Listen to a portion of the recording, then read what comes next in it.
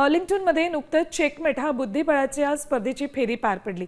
या स्पर्धेत पहिल्या लेगमध्ये अमेरिकेनं भारतावर 5-0 असा विजय मिळवलाय। मात्र या दरम्यान सर्वांचं लक्ष वेधलं ते अमेरिकेच्या हिकारू नाकामुराच्या सेलिब्रेशननं। भारताच्या 19 वर्षीय डी गुकेशवर विजय मिळवल्यानंतर त्यानं केलेले सेलिब्रेशन वादाच्या भोवऱ्यात अडकले। विजय मिळवताच नाकामुरानं चेसबोर्डवरील गुकेशचा किंग मोहरा उचलला आणि तो प्रेक्षकांमध्ये भिरकावला आणि त्यानंतर तो इतर त्याच्या अमेरिकन सहकाऱ्यांसोबत आनंद साजरा करताना दिसला।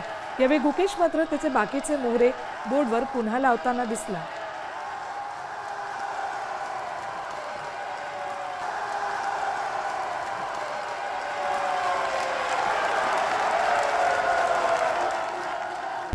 आता isakal.com आहे देशातील नंबर 1 ची मराठी न्यूज वेबसाईट।